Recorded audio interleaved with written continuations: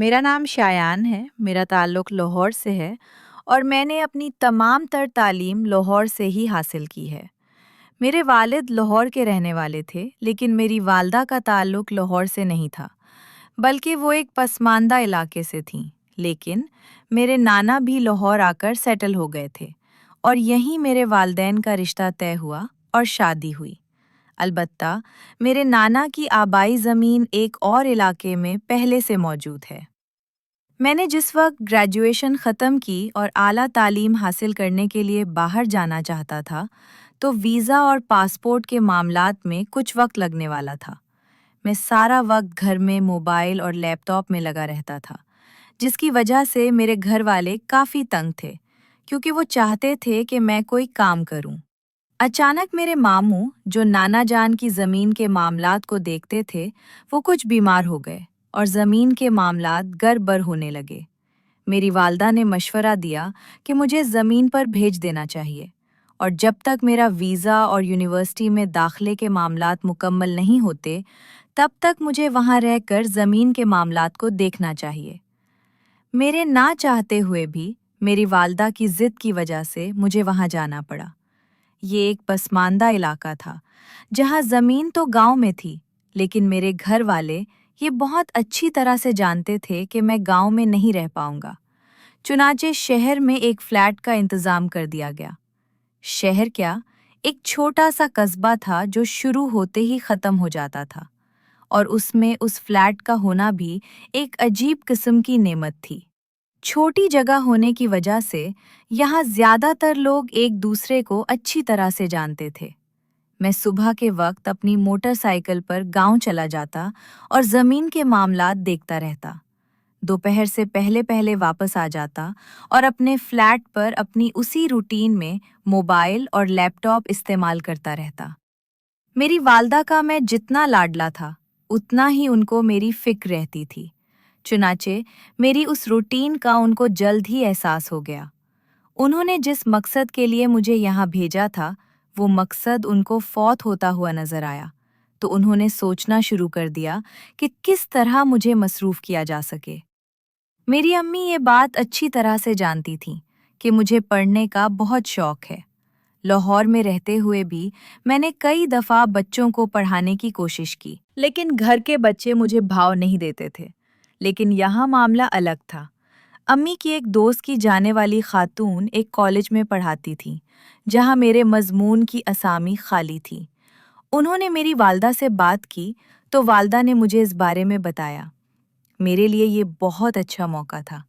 मैंने फौरी तौर पर उस मौके को अपनाने का फैसला किया और उस कॉलेज में जाकर डेमोन्स्ट्रेशन दी।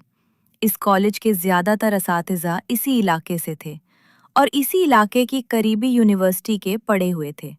मुझे जल्द ही महसूस हुआ कि उनका इल्मी मेयार मुझसे कहीं नीचे है, और जल्द ही वो लोग मेरी शख्सियत और इल्मी काबिलियत के सामने दब कर रह गए। उनका इरादा मुझे रखने का बिल्कुल नहीं था, क्योंकि मैं शायद उनके मेयार के मुताबिक ओवर था। लेकिन उनके लिए मजबूरी ये थी कि उस वक्त उनके पास कोई उस्ताद मौजूद नहीं था। चुनांचे मजबूर होकर उन्हें मुझे बुलाना पड़ा। यूं मैं दिन में सुबह के वक्त कॉलेज जाता और कॉलेज से फारिग होकर ज़मीन का चक्कर लगाकर शाम को वापस आता और थका हारा सो जाता। मेरी वालदा की ये ख्वाहिश पूरी हो गई कि मैं सारा दिन मसरूफ़ रहूं और मोबाइल लैपटॉप की ज़िंदगी से बाहर निकल जाऊं। कॉल्ड इस शहर के लिहाज से ठीक था और बच्चों की तादाद भी ठीक थी। जल्द ही मैं और बच्चे एक दूसरे से घुल मिल गए। लाहौर में तालीम हासिल करने की वजह से मैं ये बात अच्छी तरह से समझ गया था कि बच्चों को अपनी तरफ कैसे माइल किया जाता है। चुनांचे जल्द ही बच्चे मेरी काबिलियत और पढ़ाने के तरीके के मोतरिफ हो गए और कॉलेज वाले भी मेरी इज्जत करते थे। तनख्वाह तो माकूल से कहीं कम थी, लेकिन तनख्वाह चाहिए किसको थी? मुझे तो वक्त गुजारना था, और वक्त गुजारने के लिए ये एक बेहतरीन मशगला था। प्राइवेट कॉलेज था, इसलिए उसमें उसूल तो मौजूद थे, लेकिन उसूलों की पासदारी इतनी ज़्यादा नहीं होती थी। मेरी दोस्ती स्टाफ में मौजूद तमाम असातिज़ा के साथ हो गई थी।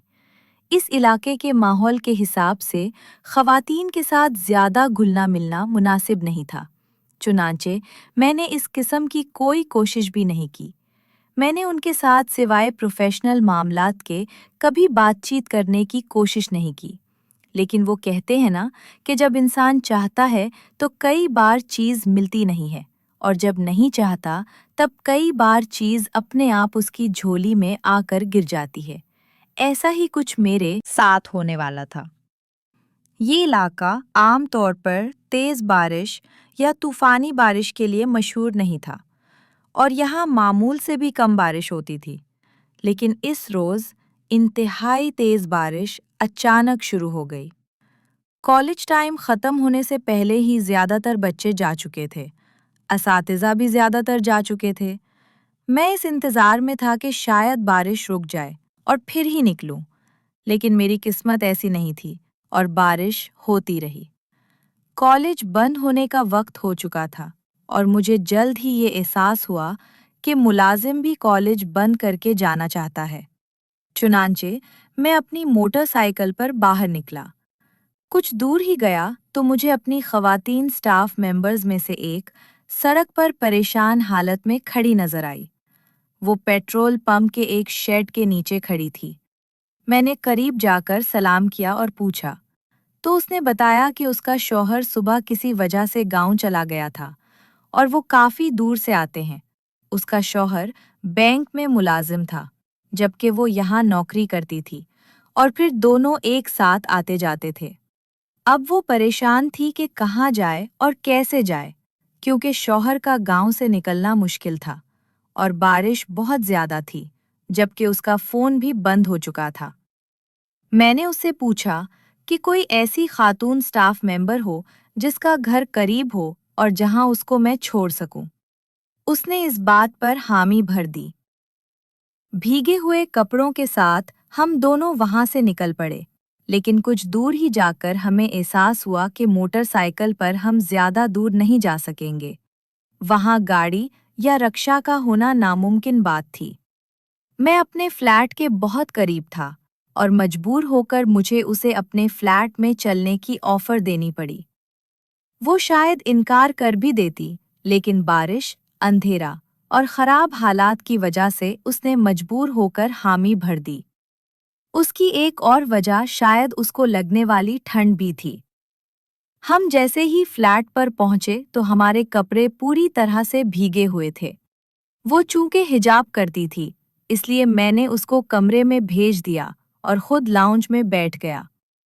یہ ایک کمرے کا فلیٹ تھا جس میں ایک ہی باتھ روم تھا، چنانچہ اس نے خود کو چھپایا اور میں باتھ روم جا کر کپڑے بدل کر واپس لاؤنج میں چلا گیا۔ گھر میں کھانے کے نام پر کچھ نہیں تھا، اس لیے اب پانی پر ہی صبر کرنا پڑا۔ کچھ ہی دیر بعد اس نے ہلکا سا سر باہر نکال کر دروازے کے سے مجھے بتایا کہ اس کو ٹھنڈ لگ رہی ہے۔ اس کی وجہ شاید اس کے گیلے کپڑے تھے، چنانچہ میں نے اس کو اپنے کپڑے آفر کر دیے۔ مجبور ہو کر اس نے کمرے میں ہی اپنے گیلے کپڑے بدل کر پھیلا دیے، لیکن باہر ٹھنڈ پھر بھی بڑھ رہی تھی اور لاؤنج میں مجھے مسلسل ٹھنڈ فیل ہو رہی تھی۔ وہیں دوسری طرف شاید اس کو بھی ٹھنڈ لگ رہی تھی، اس لیے اس نے ایک دفعہ پھر دروازے سے سر باہر نکال کر میری طرف دیکھا اور مجھ سے اس حوالے سے بات کی۔ موسم اس قسم کا تھا کہ وہاں کمبل وغیرہ جیسی کسی چیز کی ضرورت ویسے ہی نہیں تھی۔ اے سی ہوتا تو شاید میں اوڑھنے کے لیے کوئی چیز گھر سے لایا ہوتا، لیکن میں نے اے سی لگوایا ہی نہیں تھا کیونکہ مجھے اے سی کی سردی زیادہ پسند نہیں۔ بہرحال اس ٹھنڈ کا ہمارے پاس وقتی طور پر کوئی علاج نہیں تھا۔ تبھی میرے ذہن میں ایک خیال آیا کہ کیوں نہ باورچی خانے میں چولہا جلا کر اس کے پاس بیٹھا جائے۔ میں نے ایسا ہی کیا اور برنر آن کر کے اس کے قریب بیٹھ گیا اور اس ٹیچر جس کا نام شمائلہ تھا کو بتایا تو مجبور ہو کر وہ بھی وہاں پہنچ گئی۔ اس نے اپنے چہرے کو اب بھی چھپا رکھا تھا، لیکن چہرہ چھپانا یا نہ چھپانا کوئی خاص فرق ڈال نہیں رہا تھا۔ اس کا قد ٹھیک ٹھاک تھا کیونکہ وہ گاؤں سے تعلق رکھتی تھی، اور گاؤں سے تعلق رکھنے والی خواتین عام طور پر اچھے قد کاٹ کی ہوتی ہیں۔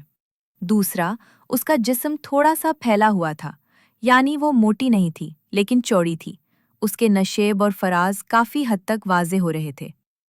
بجلی ویسے بھی نہیں تھی اور ہم دونوں برنر کی گرمی سے کسی حد تک بہتر محسوس کر رہے تھے، جبکہ باہر طوفان تھا کہ رکنے کا نام نہیں لے رہا تھا اور بارش مزید تیز ہو رہی تھی۔ میرا فلیٹ دوسری منزل پر تھا اور باہر سے مسلسل شور بھی سنائی دے رہا تھا۔ چنانچہ میں نے اٹھ کر ہلکا سا پردہ ہٹا کر باہر دیکھا تو دیکھ کر میرے رونگٹے کھڑے ہو گئے۔ میری بلڈنگ تھوڑی سی اونچائی پر تھی، اس لیے پانی اندر داخل نہیں ہوا تھا، لیکن سڑک ساری کی ساری پانی میں ڈوبی ہوئی تھی۔ وہاں سے گزرتی ایک گاڑی کو دیکھ کر مجھے اندازہ ہوا کہ سڑک میں کم از کم آدھی گاڑی پانی میں تھی، یعنی اس حد تک پانی چڑھ چکا تھا۔ اچانک میں چونک کر پیچھے ہٹا کیونکہ شمائلہ نے بھی ہلکا سا جھانک کر دیکھا اور اس کے منہ سے ہلکی سی سسکی نکل گئی، کیونکہ اس کو احساس ہو چکا تھا کہ وہ جلدی گھر نہیں جا سکتی اور اس کے گھر والے پریشان تھے۔ اس نے اس سب کا ذکر مجھ سے کیا تو میرے ذہن میں جھنکا سا ہوا کہ میرے لیپ ٹاپ میں چارجنگ تھی۔ چنانچہ میں نے اس کا فون اپنے لیپ ٹاپ کے ساتھ کنیکٹ کر دیا اور کچھ ہی دیر میں اس کا فون اس حد تک چلنے لگا کہ وہ اپنے گھر فون کر کے اپنی خیریت کی اطلاع دینے میں کامیاب ہو گئی۔ اب ظاہری بات ہے، وہ یہ تو بتا نہیں سکتی تھی کہ وہ ایک مرد کولیگ کے ساتھ ہے، چنانچہ اس نے صرف کولیگ کہا۔ اس کے شوہر نے اس سے زیادہ سوال نہیں کیے اور بس اس کو تسلی دی کہ جب تک بارش صحیح طرح سے رک نہیں جاتی اور ٹریفک بحال نہیں ہو جاتی تب تک جہاں ہے وہی رہے۔